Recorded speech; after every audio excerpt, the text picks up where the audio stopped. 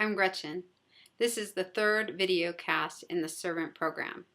The first video cast we talked about desire, and you should have identified what your desire is. And the second one, you should have identified who your cause is.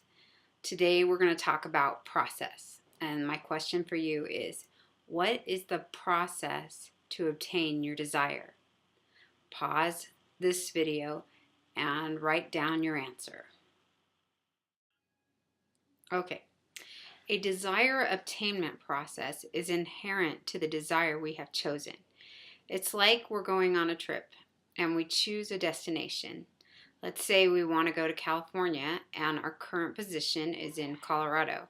We need to MapQuest it and figure out which highways we need to take. If you're like me, you want to get to your final destination as fast as possible. You don't want to take, scenic route. you can see things when you're there, but you don't want to be in the car forever. You'd like to go ahead and get there the most efficient pathway. So there is, because I chose California as my desired destination, and I need to submit myself to the MapQuest directions. Of course, I can take detours I want, but then I always need to get back on that pathway if I still want to arrive in California. So there is a pathway that connects us from our current position to our desired destination. And it is up to us to identify what that pathway is. When we rely on a cause who has already obtained a desire similar to our own, he can guide us and direct us, give us clues and instructions, give us the maps to be able to travel to that destination in the most efficient manner. The shortest distance between 2 points is a straight line.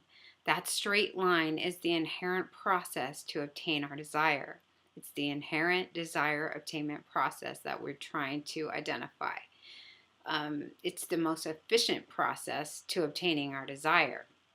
But we're not all perfect, so usually we are going to deviate to one side or another of that line, and that's okay because we're just learning. We're trying to figure out where it is, and we're walking forward and testing it out.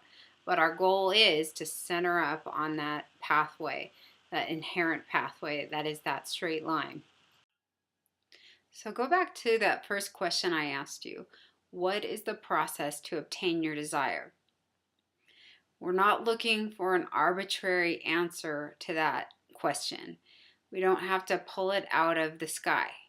We're actually thinking about studying out, researching the answer to the question. That if we have a desire, then its process can be researched. It's researchable. It's visible. It's viewable, and it's not random.